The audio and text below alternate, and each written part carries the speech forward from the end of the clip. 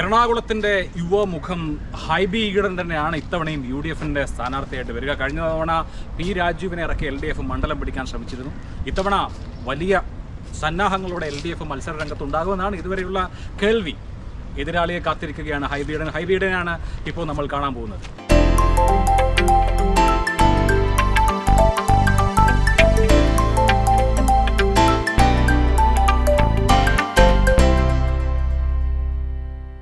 Shri Hibi Eden MLA ആയിരിക്കുമ്പോൾ MP ആയതാണ്. ഇനി MP ആയിട്ട് തുടരാനാണോ അതോ ഇനി MP ആയിരിക്കുമ്പോൾ MLA ആവണമെന്ന് ആഗ്രഹമുണ്ടോ? ഞാൻ MP ആവണമെന്ന് ആഗ്രഹിച്ച ഒരാളല്ല. ഞാൻ എറണാകുളം നിയോജകമണ്ഡലത്തിൻ്റെ MLA എന്നുള്ള രീതിയിൽ വളരെ സാറ്റിസ്ഫൈഡ് ആയിട്ടുള്ള ഒരാളാണ്. P. രാജീവ് വന്ന ഒരു പ്രത്യേക സാഹചര്യത്തിൽ എന്നോട് മത്സരിക്കണമെന്ന് നിർദ്ദേശിക്കുകയാണ് ചെയ്തത്. അപ്പോൾ ഇത്തവണ മത്സരിക്കണ്ട എന്ന് പറഞ്ഞാൽ മത്സരിക്കില്ല, മത്സരിക്കണം എന്ന് പറഞ്ഞാൽ മത്സരിക്കും. ഞാൻ മനസ്സിലാക്കിയത് എല്ലാ സിറ്റിംഗ് MPമാർക്കും മത്സരത്തിന് തയ്യാറാവാൻ നിർദ്ദേശം കിട്ടിയതാണ് അല്ലേ? ഇല്ല, അങ്ങനൊരു ഔദ്യോഗിക നിർദ്ദേശം കോൺഗ്രസ്സിൽ ഒരിക്കലും ഉണ്ടായിട്ടില്ല. ഇത്തവണയും അതുപോലെ തന്നെ ഉണ്ടായിട്ടില്ല. പക്ഷേ ഒരു സിറ്റിംഗ് MP എന്നുള്ള രീതിയിൽ സ്വാഭാവികമായിട്ടും ഞങ്ങൾ ചെയ്തു തീർക്കേണ്ട ഒരുപാട് ജോലികളുണ്ട്. അതിപ്പോൾ ഇനിയിപ്പോൾ വേറൊരാൾ വന്നാലും അയാളൊരു പ്രതിസന്ധിയിലാക്കണ ഒന്നും നമുക്ക് ചെയ്യാൻ പറ്റില്ല. സാധാരണ നിലയിൽ കോൺഗ്രസിൽ സിറ്റിംഗ് MLAമാരും സിറ്റിംഗ് MPമാരും ഒക്കെ വീണ്ടും മത്സരിക്കാനാണ് പോയി. ഇപ്പോൾ CPM-മാരോട് എന്നോട് കഴിഞ്ഞ തവണ ഒരു പ്രമുഖനായ ഒരു മതമേലധ്യക്ഷൻ പറഞ്ഞത്, ഹൈക്കമാൻഡ് എന്ന് പറയുന്ന ഒരു കമാൻഡ് ഉണ്ട് എന്ന് എനിക്ക് നിങ്ങളുടെ സീറ്റ് അനൗൺസ് ചെയ്തപ്പോൾ ബോധ്യപ്പെട്ടു എന്നുള്ളതാണ്. കഴിഞ്ഞ തവണ സിറ്റിംഗ് MPമാർക്ക് എല്ലാവർക്കും സീറ്റ് കിട്ടിയില്ലല്ലോ. അങ്ങനെ ഒരു പ്രത്യേകതയും ഉണ്ട്. വളരെ പ്രബലനായിരുന്ന ഒരാൾക്കാണ് കഴിഞ്ഞ പ്രാവശ്യം സീറ്റ് നിഷേധിക്കപ്പെട്ടത്. അതുകൊണ്ട് അദ്ദേഹം ഇപ്പോൾ പാർട്ടിയിലും ഇല്ല. അല്ല, ഞാൻ പറഞ്ഞത് അതൊരു മാൻഡേറ്ററി അല്ല, നിർബന്ധമില്ല കൊടുക്കണമെന്നുള്ളത്. അപ്പോൾ ഇന്നിൻ്റെ രാഷ്ട്രീയ സാഹചര്യത്തിൽ വിന്നബിലിറ്റി ഒരു വലിയ ഫാക്ടറായിരിക്കും. കഴിഞ്ഞ തവണയും അത് തന്നെയായിരുന്നു. അതുകൊണ്ടാണ് ചില മാറ്റങ്ങൾ ഉണ്ടായത്. ഇപ്പം MP ആകാൻ കഴിഞ്ഞ തവണ അല്ലെങ്കിൽ MP ആയിട്ട് മത്സരിക്കാൻ ആഗ്രഹിച്ചിട്ടുണ്ടാവില്ല, കാരണം MLA ആയിരുന്നു. പക്ഷെ അതിന് മുൻപ് 2009 വ്യക്തിപരമായി താങ്കൾ ആഗ്രഹിച്ചിട്ടുണ്ടാവുമെന്നാണ് ഞാൻ വിചാരിക്കുന്നത്. സ്വാഭാവികമായിട്ടും അന്ന് NSUയുടെ അഖിലേന്ത്യാ പ്രസിഡന്റ് എന്നുള്ള രീതിയിൽ അന്നൊരു ഓപ്പർച്യൂണിറ്റി കിട്ടിയെങ്കിൽ മത്സരിക്കാമെന്നുള്ളൊരു മൂഡിലായിരുന്നു ഞാൻ. പക്ഷേ അന്ന് പാർട്ടി തീരുമാനിച്ചു. പാർട്ടിക്ക് വേണ്ടി മുഴുവൻ സമയവും ആ സ്ഥാനാർത്ഥി വിജയിപ്പിക്കാൻ വേണ്ടി നമ്മളെല്ലാവരും ഇറങ്ങി.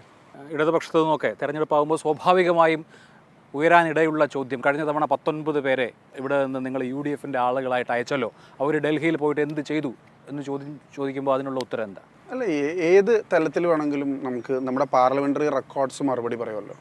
ഇപ്പോൾ ഞങ്ങൾ നടത്തിയ പാർലമെൻറ്റിൽ നടത്തിയ ചോദ്യങ്ങൾ, പ്രസംഗങ്ങൾ, വിഷയങ്ങൾ, national and state level issues, constituency related issues, ഇതെല്ലാം ഡോക്യുമെൻ്റ് ആയിട്ടുള്ള ഈ കാലഘട്ടത്തിൽ ഒരു വിരലമർത്തിയാൽ കിട്ടാവുന്ന കാര്യങ്ങളേ ഉള്ളൂ. ഞാൻ എറണാകുളം പാർലമെൻറ്റിൽ ചെയ്ത കാര്യങ്ങളും ഞാൻ ദേശീയ വിഷയങ്ങളിൽ ഉയർത്തിയ എൻ്റെ പ്രസംഗങ്ങളും കേരളത്തിലെ പൊതുമേഖലാ സ്ഥാപനങ്ങളെ സംബന്ധിച്ച സ്വകാര്യവൽക്കരണം മുതൽ ദേശീയപാത വിഷയം മുതൽ റെയിൽവേ സ്റ്റേഷനുകളുടെ വികസനം മുതൽ ഇന്ത്യൻ റെയിൽവേസിൻ്റെ നവീകരണം മുതൽ അങ്ങനെ എല്ലാ വിഷയങ്ങളിലും സിറ്റിസൺഷിപ്പ് അമെൻമെൻറ്റ് ബില്ല് തുടങ്ങി ഏറ്റവും അവസാനം ഇറങ്ങിയ ബില്ലിൽ വരെ ഞങ്ങളുടേതായ വ്യക്തമായ രേഖപ്പെടുത്തലുകൾ ഉണ്ടായിട്ടുണ്ട്. അത് Congress party as a whole ആണെങ്കിലും ഒരു ഇൻഡിവിജ്വൽ എന്നുള്ള രീതിയിൽ എറണാകുളത്തെ റെപ്രസെൻ്റ് ചെയ്ത ഒരാളെന്നുള്ള രീതിയിൽ ഞങ്ങൾ വളരെ കൃത്യമായിട്ട് ഉന്നയിച്ചിട്ടുണ്ട്. ഞാൻ ചോദിക്കുന്നത്, ദേശീയ രാഷ്ട്രീയത്തിൽ CPIM-ന് യാതൊരു പ്രസക്തിയില്ല. ഓൾ റെസ്പെക്റ്റ്, ആരിഫ് വളരെ നല്ലൊരു സുഹൃത്താണ്. പക്ഷേ ആരിഫിന് പ്ലേ കാർഡ് പോലും കൊടുക്കുന്നത് ഞങ്ങളാണ്. അവർക്ക് ഫാഷിസം എന്നെല്ലാം ഇവിടെ പറയുകയും മുഖ്യമന്ത്രിയുടെ ചില സ്റ്റേറ്റ്മെൻറ്റുകൾ കാണുകയും ലാവലിൻ കേസ് മാറ്റിവെച്ചതിൻ്റെ എണ്ണം പരിശോധിച്ചാൽ തന്നെ ഇവരുടെ ദേശീയ തലത്തിലുള്ള സഖ്യം വളരെ ദൃഢമാണെന്നുള്ളത് നമുക്കറിയാൻ പാടില്ലേ. അത് രാഷ്ട്രീയം.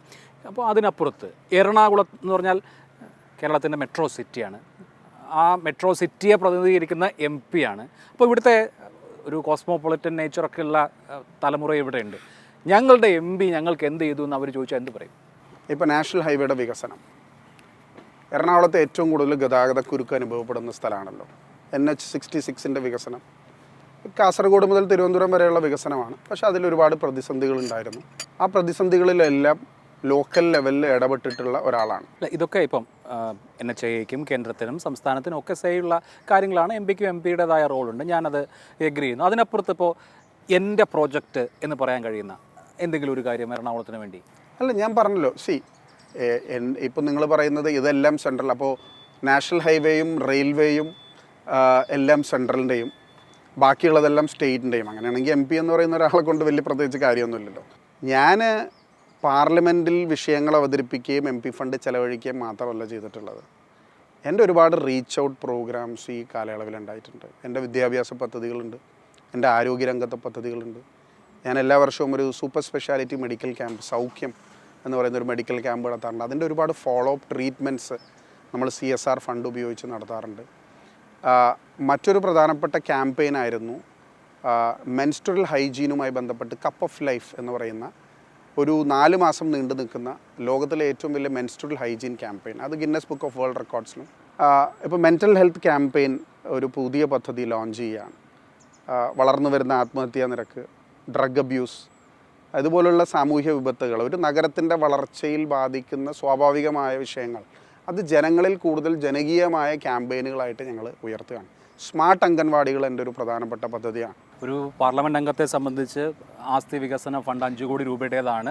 അത് മാത്രമല്ല 2 കൊല്ലം കോവിഡിന്റെ സാഹചര്യത്തിൽ പാർലമെന്റ് അംഗങ്ങളുടെ രീതിയിൽ ഒരു MLA-നേക്കാളും ദുർബലനാണ് ചില സമയത്ത്. കാരണം ഒരു MLA-ക്ക് ഒരു മണ്ഡലത്തിൽ 6 കോടി രൂപയാണ് MLA ഫണ്ട് കിട്ടുന്നത്. MP-ക്ക് കിട്ടുന്നത് 5 മണ്ഡലങ്ങളിലും കൂടി 7 മണ്ഡലങ്ങളിലും കൂടി 5 കോടി രൂപയാണ്. അപ്പോൾ അതിൻ്റെ പരിമിതികളുണ്ട്. പക്ഷേ ഞാൻ പറഞ്ഞല്ലോ, ആ പരിമിതികളെല്ലാം അതിജീവിച്ചുകൊണ്ടാണ് ഈ കാലയളവിൽ ഞങ്ങൾ നടത്തിയിട്ട് ഞാൻ 100 പേർക്ക് ഹൃദയത്തിൽ ഹൈബീഡൻ എന്ന പ്രോജക്റ്റിൽ ആൻജിയോപ്ലാസ്റ്റി പ്രോഗ്രാം ഇന്ദിരാഗാന്ധി ആശുപത്രിയുമായി സഹകരിച്ച് 100 പേർക്ക് ആൻജിയോപ്ലാസ്റ്റി അത് CSR ഫണ്ട് ഉപയോഗിച്ച് നമ്മൾ ബെനിഫിഷ്യറീസിനെ ഐഡൻറ്റിഫൈ ചെയ്ത് കൊടുക്കും.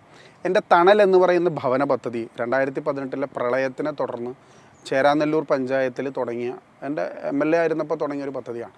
അത് ഇന്ന് ഈ പരിപാടി കഴിഞ്ഞാൽ 104ാമത്തെ വീടിന് തറക്കല്ലിടുകയാണ്. അപ്പോൾ കൃപേഷിനും ശരത് ലാലിനൊക്കെ ഇതിൻ്റെ ഭാഗമായിട്ട് ചെയ്തു കൊടുത്താണ്. പക്ഷേ അത് 104 വീടുകളായി. അങ്ങനെ ഞാൻ പറഞ്ഞല്ലോ, അതിന് ഒരു പട്ടിക ഇത് സംബന്ധിച്ച് ദീർഘമായൊരു പട്ടിക തരാം. തീർച്ചയായിട്ടും കഴിഞ്ഞ പാർലമെൻറ്റ് തെരഞ്ഞെടുപ്പിൽ കോൺഗ്രസ് വമ്പിച്ച വിജയം നേടി. പക്ഷേ അതിനുശേഷം നടന്ന നിയമസഭാ തെരഞ്ഞെടുപ്പിൽ പരാജയപ്പെട്ടു, തുടർഭരണം സംഭവിച്ചു, അങ്ങനെയൊക്കെ സംഭവിച്ചു. യഥാർത്ഥത്തിൽ കോൺഗ്രസ് ഇവിടെ ഒന്ന് റീജുവനേറ്റഡ് ആവേണ്ട കാര്യമുണ്ട് എന്നുള്ളതിൻ്റെ സൂചനയാണോ അത്? കഴിഞ്ഞ ഇലക്ഷനിൽ ഒരുപാട് പോരായ്മകൾ ഉണ്ടായിരുന്നു. സ്വാഭാവികമായിട്ട് കോവിഡിൻ്റെ ഒരു കാലഘട്ടം, കോവിഡിൻ്റെ ഒരു അഡ്വാൻറ്റേജ് ഒന്നും ഭരിക്കുന്ന ഒരു പാർട്ടിക്ക് ഉണ്ടായിരുന്നു. ഒരു മുഖ്യമന്ത്രിയുടെ ഫേസ് പിണറായി വിജയൻ നന്നായി ഉപയോഗിച്ചു. അവരുടെ സാമൂഹിക പെൻഷനുകളും കിറ്റ് വിതരണമൊക്കെ ഫലപ്രദമായി അവർ PR ഏജൻസികളിലൂടെ ജനങ്ങളിലേക്ക് എത്തിക്കാൻ സാധിച്ചു. ഞങ്ങളുടെ ഇലക്ഷൻ തയ്യാറെടുപ്പുകളിൽ വലിയ പാളിച്ചകൾ ഉണ്ടായിട്ടുണ്ട്. അല്ല, അത് പരിഹരിക്കാനാണ് ഇപ്പം സുനിൽ കനുകോലു എന്ന തന്ത്രജ്ഞൻ കേരളത്തിലും കോൺഗ്രസിനെ ഹെൽപ്പ് ചെയ്യുന്നുണ്ട്, ദേശീയ തലത്തിലും ഹെൽപ്പ് ചെയ്യുന്നുണ്ട്. ഇപ്പോൾ CPM-ഉം മുഖ്യമന്ത്രി തന്നെയും നിങ്ങളങ്ങനെ പ്രൊഫഷണൽ ഏജൻസികളെ ഹയർ ചെയ്തതിനെതിരെ വിമർശനം ഉന്നയിക്കുന്നുണ്ട്. മുഖ്യമന്ത്രി എത്രയോ നാളുകളായിട്ട് ചിരിക്കുന്നതും ഇരിക്കുന്നതും വർത്തമാനം പറയുന്നതുമെല്ലാം ഒരു PR ഏജൻസിയുടെ സഹായത്തോടു കൂടിയാണ്. പരനാറി എന്ന് വിളിച്ച പ്രേമേന്ദ്രൻ്റെ മകൻ്റെ കല്യാണത്തിന് വരെ പോയത് PR ഏജൻസിയുടെ ശുപാർശ പ്രകാരമാണെന്നാണ് ഞാൻ മനസ്സിലാക്കുന്നത്. അപ്പോൾ അങ്ങനെയുള്ള മുഖ്യമന്ത്രിക്ക് അത് ഉപയോഗിക്കാമെങ്കിൽ, ഞങ്ങൾ വളരെ തുറന്ന് പറയുന്നുണ്ടല്ലോ, ഞങ്ങളുടെ ഒരു മാസ്റ്റർ മൈൻഡാണ് കർണാടക തെരഞ്ഞെടുപ്പിൽ സുനിൽ കനകോലു. അദ്ദേഹം പ്രശാന്ത് കിഷോറിൻ്റെ ഐപാക്കിലുണ്ടായിരുന്ന, ഇന്ന് കോൺഗ്രസ്സിനെ ഇന്ത്യയിലെമ്പാടും തെരഞ്ഞെടുപ്പ്, തെലങ്കാനയിലും മധ്യപ്രദേശിലുമെല്ലാം ഞങ്ങളെ സഹായിക്കുന്ന തെരഞ്ഞെടുപ്പിൻ്റെ തന്ത്രജ്ഞനാണ്. അദ്ദേഹമാണ് സ്ട്രാറ്റജി ഡെവലപ്പ് ചെയ്തത്. ഇവിടെ സ്ട്രാറ്റജി തീരുമാനിക്കുന്നത് കനുകൂലമാണോ? രാഷ്ട്രീയപരമായ എല്ലാ തീരുമാനങ്ങളും എടുക്കുന്നത് KPCC ആണ്. അതിൽ സുനിലാണോ എന്ന് എനിക്കിപ്പോൾ പറയാൻ പറ്റില്ല. ആരാണ് ഒരു പ്രൊഫഷണൽ ഏജൻസി എൻഗേജ് ചെയ്യുന്നത്? ഇന്ത്യ മുഴുവൻ സുനിലാണോ? ഓരോ സ്റ്റേറ്റിൽ വ്യത്യസ്തമായ സംഘടനകളാണോ? അല്ല, കേരളത്തിൽ അദ്ദേഹം നേരിട്ട് മീറ്റിങ്ങുകളിലൊക്കെ പങ്കെടുത്തു. അല്ല, അദ്ദേഹം പങ്കെടുത്തത് രാഷ്ട്രീയകാര്യ സമിതിയിലാണ്. കഴിഞ്ഞ രാഷ്ട്രീയകാര്യ സമിതിയിൽ പങ്കെടുത്തു KPCC-യുടെ. അതിൽ പങ്കെടുക്കാനുള്ള പ്രധാനപ്പെട്ട കാരണം തെരഞ്ഞെടുപ്പിൻ്റെ മുന്നോടിയായി അദ്ദേഹം നടത്തിയ ഒരു അനാലിസിസിൻ്റെ അടിസ്ഥാനത്തിലാണ്. ചിലപ്പോൾ ഫ്യൂച്ചറിൽ അദ്ദേഹത്തിനെ സ്റ്റേറ്റ് തെരഞ്ഞെടുപ്പിലും ഈ പറയുന്ന പാർലമെൻറ്റ് തെരഞ്ഞെടുപ്പിലും ഉപയോഗിക്കും. ചിലപ്പോൾ അതെടുക്കേണ്ടത് പാർട്ടി ആസ് എ ഹോൾ എടുക്കേണ്ട ഒരു തീരുമാനം. അല്ല, അന്ന് മാധ്യമങ്ങളിൽ വന്ന റിപ്പോർട്ട് ചില സിറ്റിംഗ് MP-മാരുടെ പ്രകടനത്തിൽ നെഗറ്റീവ് റിപ്പോർട്ട്സ് ഉണ്ട്, റീപ്ലേസ്മെൻറ്റ് വേണ്ടിവരും എന്നൊക്കെയാണ്. അങ്ങനെ ഒരു പ്രൊഫഷണൽ ഏജൻസി റിപ്പോർട്ട് നൽകിയാൽ അതിനനുസരിച്ച് തീരുമാനമെടുക്കുന്ന പാർട്ടിയാണോ കോൺഗ്രസ്? അല്ല, അങ്ങനെ നമുക്ക് പറയാൻ പറ്റില്ലല്ലോ. അങ്ങനെ റിപ്പോർട്ടിലുള്ളത് എന്താണെന്ന് എനിക്കറിയില്ല. ആ റിപ്പോർട്ടിൽ സ്വാഭാവികമായിട്ടും എല്ലാ ജനപ്രതിനിധികൾക്കും കൂടുതലുകളും കുറവുകളും എല്ലാം ഉണ്ടാവുമല്ലോ. ഇപ്പോൾ കേരളത്തിൽ ഒരാളുടെ പെർഫോമൻസ്, അതിപ്പം പാർലമെൻ്ററി പെർഫോമൻസ് ആവട്ടെ, കോൺസ്റ്റിറ്റ്യുവൻസിലെ പെർഫോമൻസ് ആവട്ടെ, അത് മാത്രമായിരിക്കില്ല പലപ്പോഴും ഘടകമാവുന്നത്. സാമുദായികമായ കാര്യങ്ങൾ, പാർട്ടിയെ സംബന്ധിച്ചാണെങ്കിൽ ഗ്രൂപ്പ് സമവാക്യങ്ങൾ, ഇങ്ങനെ പ്രത്യേകിച്ച് കോൺഗ്രസിനെ പോലൊരു ജനാധിപത്യ പാർട്ടിയിൽ ഒരാളുടെ റോൾ എന്ന് പറയുന്നത് പല കാര്യങ്ങളാൽ നിർണ്ണയിക്കപ്പെടുന്ന ഒന്നാണ്. അപ്പോൾ ഈ പറഞ്ഞ കോൺസ്റ്റിറ്റ്യുവൻസി വൈസ് പെർഫോമൻസിൻ്റെ മാത്രം അടിസ്ഥാനത്തിൽ ആളെ തീരുമാനിച്ച് കേരളത്തിലെ കോൺഗ്രസിന് മുന്നോട്ട് പോകാൻ പറ്റുമോ? ഈ പറയുന്ന റിപ്പോർട്ടുകളെല്ലാം അതിനെ സ്വാഭാവികമായും അത് നമ്മൾക്കൊരു എന്താ പറയുക, നമുക്കത് അനലൈസ് ചെയ്യാനും അത് നന്നായി അത് ജനങ്ങളുടെ മുമ്പിൽ ബെറ്ററായിട്ട് അവതരിപ്പിക്കാനുള്ള ഓപ്ഷൻ ഉണ്ടെങ്കിൽ അത് സ്വീകരിക്കും. ഞാനിപ്പോൾ പറഞ്ഞല്ലോ, കഴിഞ്ഞ തവണ ഏറ്റവും സ്വാധീനമുള്ള കേരളത്തിലെ കോൺഗ്രസ്സിലെ ഏറ്റവും സ്വാധീനമുള്ള ആളല്ലേ ഇവിടെ മാറ്റിയിട്ട് എന്നെ പോലെ ഒരാളെ കാൻഡിഡേറ്റ് ആക്കിയത്. അപ്പോൾ അതിൽ വലിയ കാര്യമൊന്നുമില്ല. അല്ല, അതിന് പല ഘടകങ്ങളുണ്ടായിരുന്നു. എറണാകുളം പോലെ ഒരു നഗരം, യുവാക്കളുടെ വർദ്ധിച്ച പ്രാതിനിധ്യം മുതൽ പല കാരണങ്ങളും ഉണ്ടായിരുന്നു. പക്ഷേ ഇപ്പോൾ ഒരു തവണ എം പിമാരായ ആളുകളെ പോലും വേണമെങ്കിൽ മാറ്റാമെന്നൊക്കെയുള്ള ഒരു സെനാരിയോ ഉണ്ട്. അല്ല, പല കാര്യങ്ങളുണ്ട് അതിൽ. ഞാൻ പറഞ്ഞല്ലോ, ഇപ്പോൾ താല്പര്യമില്ലാത്ത ആളുകൾ, എനിക്ക് മത്സരിക്കാൻ താല്പര്യമില്ല എന്ന് പറഞ്ഞാൽ, ഇപ്പോൾ CPIM-ൻ്റെയും കോൺഗ്രസിൻ്റെയും രീതി വ്യത്യസ്തമല്ലേ. CPIM-ൽ അഭിലാഷിന് പറയാൻ പറ്റുമോ എനിക്ക് താല്പര്യമില്ല എന്ന് പറഞ്ഞ് മാറിയെന്നാൽ പാർട്ടി നിർദ്ദേശിച്ചാൽ മത്സരിക്കേണ്ടി വരും. കോൺഗ്രസ്സിൽ ഞാൻ മത്സരിക്കാനില്ല എന്ന് പ്രഖ്യാപിച്ചു കഴിഞ്ഞാൽ ചിലപ്പോൾ മത്സരിക്കാതിരിക്കാനുള്ള സാഹചര്യം ഉണ്ടാവാം. അല്ല, പക്ഷെ പലരും മത്സരിക്കാനില്ല അല്ലെങ്കിൽ മത്സരിക്കാൻ താല്പര്യമില്ല എന്ന് ഇതിനോടകം ഉണ്ടായിട്ടുണ്ട് പലയിടത്തും. പക്ഷേ അതാ ഞാൻ പറഞ്ഞത്, പക്ഷേ മത്സരിക്കാനാണ് ആവശ്യപ്പെട്ടിരിക്കുന്നത്. അഭിലാഷ് പറഞ്ഞതുപോലെ എല്ലാ ഫസ്റ്റ് ടൈം സിറ്റിംഗ് MP-മാരും മത്സരിക്കണമെന്ന് നിർബന്ധമില്ല എന്ന് ഞാൻ പറയായിരുന്നു. അപ്പോൾ അടുത്ത തെരഞ്ഞെടുപ്പിലേക്ക് പോകുമ്പോൾ BJP എന്നൊരു ഘടകം കൂടി ഉണ്ട്. കഴിഞ്ഞ തവണ അവരൊരു ശബരിമല സാഹചര്യത്തിൽ എക്സ്പെരിമെൻ്റ് ചെയ്തെങ്കിൽ ഇത്തവണ 6 മണ്ഡലങ്ങളെ വളരെ സ്ട്രാറ്റജിക്കായി നഴ്സ് ചെയ്ത് അത്തരത്തിൽ ഇപ്പോൾ മുന്നോട്ട് പോകാനുള്ള പല തന്ത്രങ്ങളും സ്വാഭാവികമായും എല്ലാവരും എല്ലാ തന്ത്രങ്ങളും പയറ്റുമല്ലോ. അപ്പോൾ BJP എറണാകുളത്തല്ല ഞാൻ പറയുന്നത്, മറ്റ് കേരളത്തിലെ മണ്ഡലങ്ങളിൽ ഒരു ഘടകമാണ് ഇത്തവണ എന്ന് തോന്നുന്നുണ്ടോ? അല്ല, BJP-യുടെ 2014 മുതലുള്ള വോട്ട് ഷെയർ പരിശോധിച്ചാൽ, ഞാൻ 2011-ലും 16-ലും അസംബ്ലിയും 19-ലും പാർലമെൻറ്റും മത്സരിച്ച ഒരാളാണ്. അവരുടെ വോട്ട് ഷെയറിൽ ഇൻക്രീസ് ഉണ്ടായിട്ടുണ്ട്. അത് സ്റ്റാറ്റിസ്റ്റിക്സ് ആണ്, വിച്ച് ഇസ് എ ഫാക്ട്. കേരളത്തിൻ്റെ പൊതുവായ ഒരു സ്വഭാവത്തിൽ BJP-ക്ക് ഒരു സീറ്റ് ജയിക്കാനുള്ള സാധ്യത ഞാൻ കാണുന്നില്ല.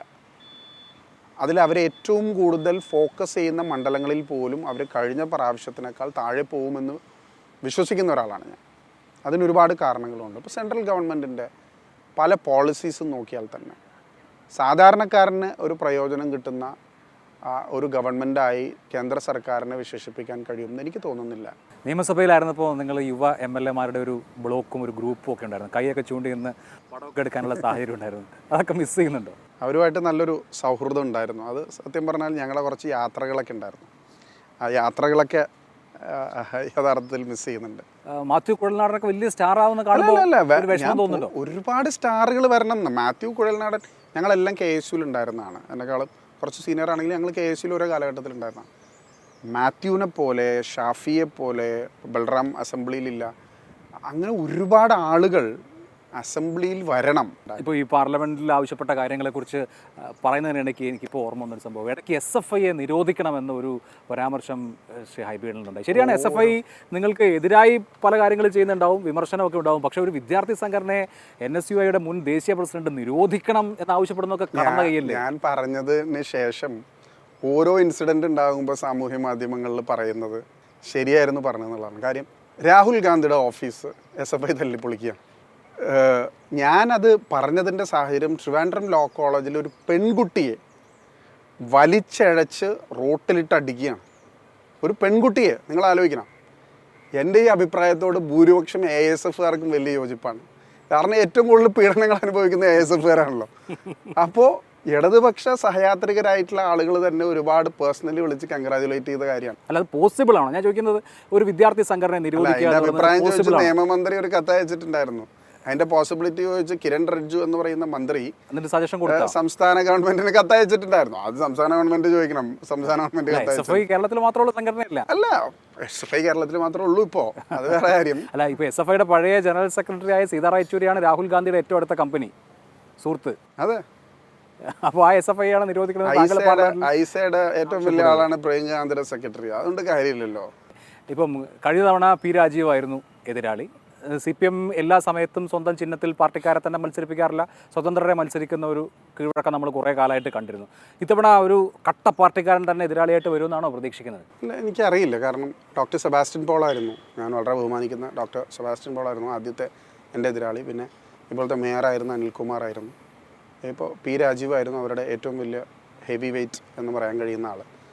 അപ്പോൾ കുഴപ്പമുണ്ടാവില്ല, ആര് വന്നാലും. അല്ല, താല്പര്യം പാർട്ടിക്കാരൻ വരുന്നതാണോ ഒരു സ്വതന്ത്രം വരുന്നതാണോ? അയ്യോ, എതിർ ചേരിയിലുള്ള രാഷ്ട്രീയ പാർട്ടി ഒരു സ്ഥാനാർത്ഥിയെ ഏത് ചിഹ്നത്തിൽ മത്സരിപ്പിക്കണമെന്നൊക്കെ അവർക്ക് ബുദ്ധിയും ബോധമുള്ള ആൾക്കാരല്ലേ, അവർ അതനുസരിച്ച് ചെയ്യും. പക്ഷേ എറണാകുളത്തിൻ്റെ ഒരു സാമൂഹിക പശ്ചാത്തലത്തിലും ഒരു മെമ്പർ ഓഫ് പാർലമെൻറ്റ് എന്നുള്ള രീതിയിൽ ചെയ്ത ജോലികളും പാർട്ടിക്ക് ഗുണകരമായി മാറുമെന്ന് ഞാൻ പ്രതീക്ഷിക്കുകയാണ്. അതിൽ ആശങ്കപ്പെടേണ്ട കാര്യമൊന്നും ഉണ്ടാവും എന്നെനിക്ക് തോന്നുന്നില്ല. എന്നാലും അവർ സ്വാഭാവികമായിട്ടും അവരുടെ ഏറ്റവും നല്ല സ്റ്റാർ ഫൈറ്ററെ തന്നെ അയക്കും എന്നുള്ളതാണ് എൻ്റെ പ്രതീക്ഷ. അപ്പോൾ all the best. Thank you.